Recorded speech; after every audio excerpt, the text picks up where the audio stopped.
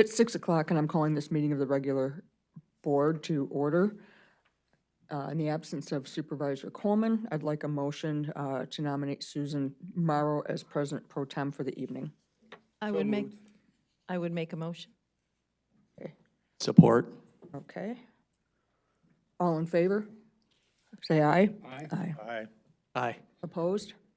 Motion carries. Susan? Thank you. Our invocation tonight will be offered by Kathy Beatty, and then we'll all stand for the Pledge of Allegiance. Kathy? Thank you. Would you please pray with me?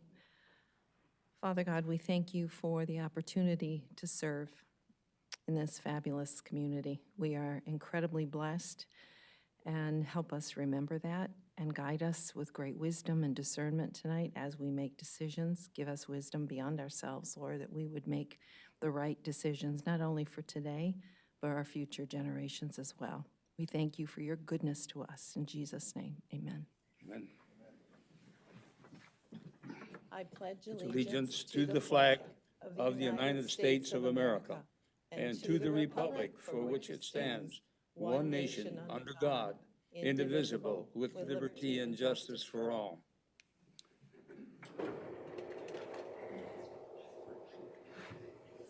Heard I do this, because by order of Congress, I have that right. Okay, yeah. As we begin our meeting, it will begin with public comments. I don't believe there's anyone, oh. But that would be interesting. There are no members of the public in the audience this evening, so we'll move right on to review of the consent agenda.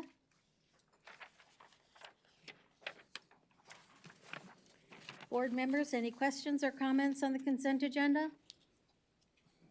A motion to approve the agenda would be in order. I move to approve the agenda, including the consent agenda and the accounts payable. I'll second that. Mr. Hagedorn and Mr. Brinkman. All those in favor signify by, oops, we have a roll call vote. Okay, Mr. Hagedorn? Yes. Ms. Beatty? Yes. Mr. Brinkman? Yes. Mrs. Morrow? Yes, Mr. Pfaff? Yes. Ms. Postma, yes. motion carries.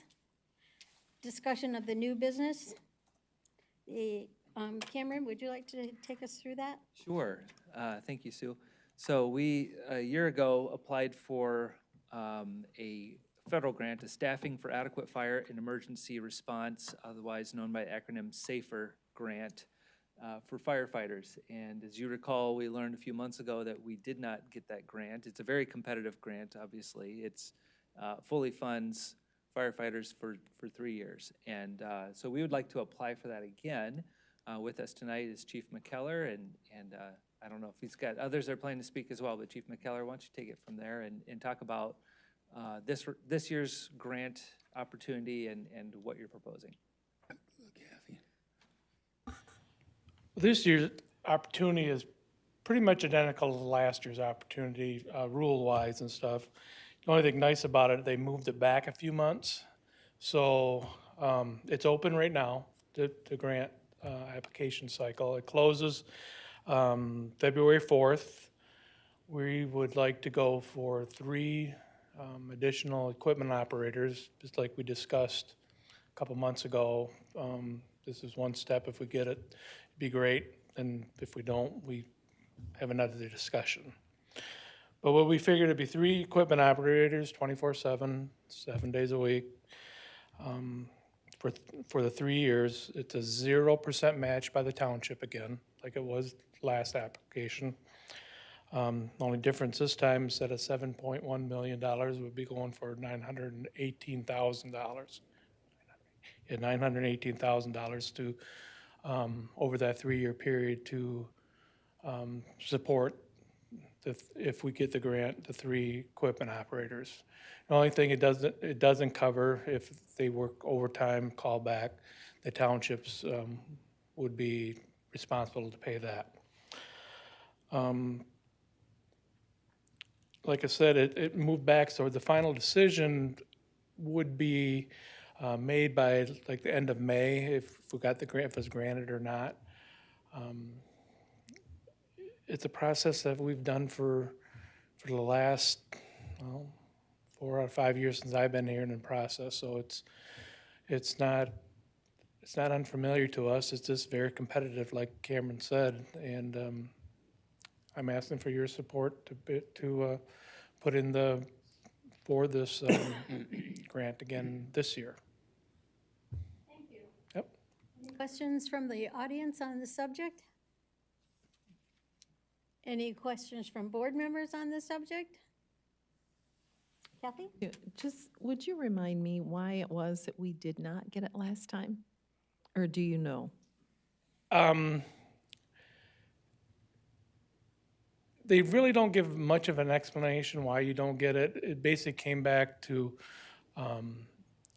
our narrative was inadequate. That was what they gave us. And which really surprised us, because typically we get a lot farther into the process than basically, I think that was in the first round of evaluations. So that's one thing we're gonna work on more this time, put more, we kind of streamlined it this year. We used a grant writer instead of us writing it ourselves. So we're gonna use the information that we got from the grant writer and use what we've used over the past years and try to blend it together and make it fuller, is I guess the best word. I was gonna say on steroids, but I don't think that, but more robust. And hopefully get some input from outside sources to proofread it for us prior to us submitting it, the grant. Yep. One other item that we want to look at too, this last time around, I'll talk into it more. Does that help? Last time around, we applied without any guarantee that we would keep the positions on the back end. We weren't sure we could fund those positions. This time around, to support our application, I think it would be wise for us to indicate that we are willing to keep those positions on. We've seen a struggle to maintain our staffing level right now, and it would be in our best interest to increase staffing with that. And if that supports our application, which It'll give us more points, yeah, yes. we have reason to believe that will strengthen our application if we commit to funding on these positions on the back end. I have a question, Chief. Yep. You said you're going to have a grant writer do it, or it's going to be a combination? Combination. Last year, we used a grant writer to help us, and we're gonna take that information and blend past grants that we've been successful with, not safer grants, but other grants, like the AFG grant and stuff, and try to focus it more and get it more robust to hopefully get us more points. Okay. And Cameron, I guess I have a question for you. You said, and you said we get more points if we committed to, keeping them on. So we're in, because we already did, the new thing for the fire department. Financially, when we say we're going to do it, financially, we can back that up because we're already doing the 2-year plan we have of 3 and 3, if I recall. Correct. So we added 3 firefighters, full-time firefighters. Yep. And so this would be adding the other 3 that we had talked about. So Oh, so this would, okay, if we could do that, that's smart. so it's similar to what we had talked about, back in December. Okay, so it's, we wouldn't be spending any additional funds then? Not at this time. Okay, good. This I would be pushing didn't- that expense for us down the road a couple of years. Okay, thanks. Questions for the chief? Jack has- No I'm sorry. questions, just a comment. Thank you for giving us a no-brainer. I like that 0%. It really helps. So, Steve, when will the award be given, and how soon after that might we start looking for candidates? hopefully the award will be notified one way or the other by the end of May. And in the grant language, we have up to 6 months to get people on board, but we could probably put, we have very well qualified people. And truthfully, if we had the grant, if we got awarded the grant, our hiring list would still be in effect, because we built a hiring list, and the sunset on that hiring list is July 1st, so we could, depending on how much time they need to give their employers. But if we go beyond July 1st, then we would reopen it up to everybody to, in-house to reapply, so. Questions? One question. Bill? Steve, are we still conducting the training school that we have for all other townships? Yep, Are they kicking in to help us to do that? state funds it. I'm sorry? Fireworks money funds our fire academy. Plus, we have a registration fee for each student on top of that. So it doesn't We cost. don't have now, right? No, we have that. We've had that for several years. Okay. Yep. I just wondered whether they were It- getting away scot-free on us. It doesn't cost, besides registration fees for our Plainfield students to be in it. It's the only thing that the fire academy costs Plainfield. But right now, this year's, I believe, the state will put $24,000 towards our academy, and then each student paid $700 to, into the registration fund. So it's fully funded. Good. Excellent. Jack? Steve, do you need a motion, a formal motion from the board? I will need a letter of support when we submit it, the grant. We usually put that with it, so. So we won't be offering a motion tonight, but we'll be ready to commit to a letter of support when the letter's done. Yep, I'll need the letter by the close date, which is February 4th, Friday. Questions for our chief? Kathy? Oh, I was just gonna say, we might as well go ahead and give them our support, and I think that's the best thing to do. Like Jack said, no brainer. Well, it's a template. I'll just send it to Cameron, and I'll get the signatures, and I'll send it off. Perfect. So, Awesome. one more thing, this week, like Cameron said, the 3 new equipment operators that you approved a couple months ago they started on Sunday. One started Sunday, one started today, and one will start on Thursday. That's how the rotations worked, and very excited about that. So that'll be good. And I want to thank you again for that support. I have one quick thing. Thank you for your excellent work on 131 the other day. Well, you Quick can, mess. And then there was another one, the the bridge incident over. commander and one of the lieutenants, they did most of the work, so. Awesome job. You guys, thank you so much. Thank you. Yeah. I just stood and watched, enjoyed it. Yeah, he did. He said, nobody's hurt, go home. So, no, we're good. So, Well, thank you again. We appreciate the work that you and the department does all the time. thanks. Agenda item 7B is the second reading of the Stormwater Management Ordinance. Are there any questions about that ordinance? Cameron, any comments? Our Public Services Director, Rick Soleil, is here tonight to answer technical questions, and I told him, well, if you're showing up, you might as well have a PowerPoint presentation, right? So, boss on the way. So this is something we've talked about a couple times now. We had a representative from Elgro come and talk about the process, and then we had a first reading at I believe our last meeting. Just to refresh everyone's memory, because it has been a couple months, this is something that replaces our existing stormwater management ordinance with the new ordinance. This is something that's required as part of our permit with the state. And then this is something that we do in conjunction with other communities through the organization Elgro, which helps us do it at a lower cost. So with that, I really don't have much more to say, and Rick's here for technical questions, so. Does anyone have any technical questions for Rick Soleil? Just a comment. Go ahead. I tried to read it all. It seems to be very thorough. I guess I would like to ask a question. Why is it necessary to have a new one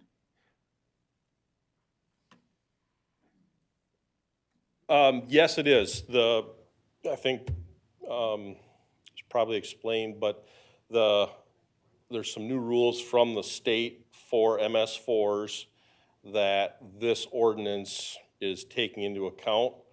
And a majority of this ordinance is the same as ours is now in format, what it's requiring. But instead of trying to revise our old one with a number of changes, it was easier just to repeal and replace the entire thing. So it's a new ordinance that replaces the old one, but it's really quite similar to the one that we have right now.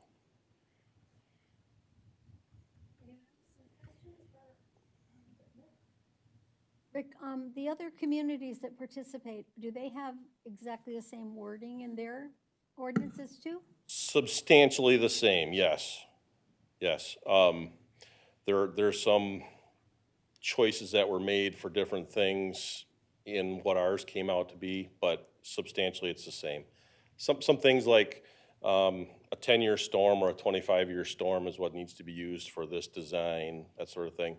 City of Grand Rapids is probably the one that changed it more than anybody else, just because of some of their other existing requirements on redevelopment and things like that. So substantially, they're all the same. Motion would be appropriate. I moved to approve the let me try this again. I move to approve the new stormwater management ordinance as presented. I'll second that. Mr. Brinkman? Yep. And a roll call vote. Hey, Mr. Brinkman, Yes. Mr. Hagedorn, Yes. Mr. Pfaff, Yes. Ms. Beatty, Yes. Mrs. Morrow, Yes, Ms. Postma, yes. motion carries. Moving on to agenda item 8, we have our superintendent's comments. Thank you. The agenda, although we went through it in relatively quick fashion tonight, you probably recognize we had a number of items on the consent agenda. A lot of it just routine work, just, making a point that we have a lot of work continuing, even though it's the dead of winter. We still have work going on with our utility projects. Some of it are private connections to the water main that we've put in the last year. Some of this is just catching up on some of the invoices too with the companies. But this has become less of a seasonal operation than it was more than a couple of years ago, where you'd install a water main, pay the bills in the fall, and be done until next spring. This is becoming more of a year-round type of event for our staff, for our engineers. And it's going to remain that way for the next couple of years as well, as we get through all these massive number of water main build-out and residential connections that we need to do under the consent decree. So we'll continue to see very hefty consent agendas until we get through all these projects. So you'll also note that since it's the first meeting of the year, all our department heads were very good about getting all their vehicle requests in under a new budget. The one I thought was the most interesting, Chief came to me and said, the fire department typically buys white or red vehicles. Right now with the pandemic, about the only thing we can get is black for this Tahoe. So it's like 100 years ago when Henry Ford said you can have any color you want as long as it's black. So what goes around comes around. But it was take the color that they offer or wait a substantial amount of time to put in a special order. So we're gonna have a black vehicle in the fire fleet. Not our typical color for that, but it certainly doesn't hurt to have a black vehicle. Usually you pick something a little bit more noticeable. But this will have graphics, lights, and sirens and whatnot. You'll still see it coming. And based on the incident that our fire department had last night, it doesn't matter what color the vehicle is. We had a resident run into one of our squads last night, and so thankfully, as far as I'm aware, everyone's okay. A thumb injury to our driver, so our staff was not at fault for this. It was a call with lights and sirens, and someone somehow completely oblivious to that ran a stop sign and ran into us. So thankfully our firefighters are not hurt. So as mentioned earlier, we had a very busy start to the year. We had the 131 pileup, kept our firefighters busy all day on that. They were already a little short-staffed with people out with COVID, so thank you for all their diligence in making sure that we've got the staffing we need there. As I mentioned to you in my weekly update, we had water distribution had a boiler that went out. So, you know, those things happen when they're the most taxed, right? So we're finally getting that cold blast, and so the boiler had an emergency repair or replacement of a boiler at the water distribution building. And then we had the vehicle hit last night. So it's been a hectic start to the year. Sometimes we ease into the new year and things start a little slowly, not this year. So, but it's okay. We're managing it all as we go, and we'll continue to do so. Another big change that we had starting this past week, our building services have now switched over entirely to Cascade Township. So far, it's going smoothly. There will be a process of education. I think most of the building community is on board and has figured it out, and that's not a major concern. It will take time with residents because most residents don't come in for a building permit on a regular basis. So that will be an educational component, and that will take time. Our now former building inspector, Tom Hansen, has been coming in a couple of times already the last couple of weeks to do some office hours type of visit in case people come in with questions. So that will continue. It might be different individuals over time, but we will continue to answer resident questions that way as well. And speaking of the building department, last Friday was the second retirement for our other building inspector, Dave Clute. He is retired for a second time. I think this is going to stick this time. So last time he retired and came back part-time, and then with demand, he ended up coming back full-time, but now I think he's really retired.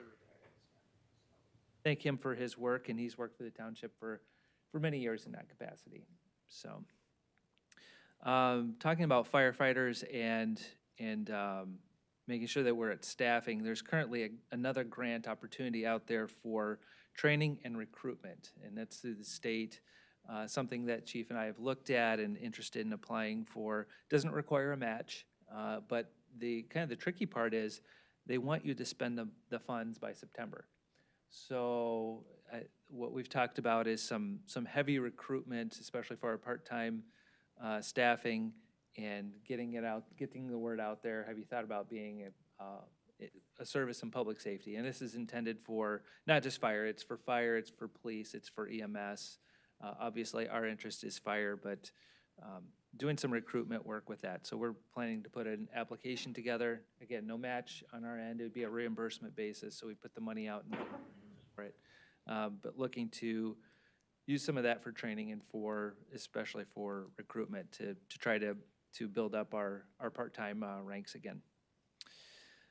The last item I had, so tonight we have a closed session, just informing, and it's all staff here, but there'll be no further business after closed session tonight. So hang around if you talk if you want, but there won't be any action items after that. That's all I have. Good, thank you. Anyone have any questions for Cameron? Board members? Board members' comments. Jack, Bill, how about if I start at your end? Well, the new year is starting off happily, and we do have a white new year start off in a big way.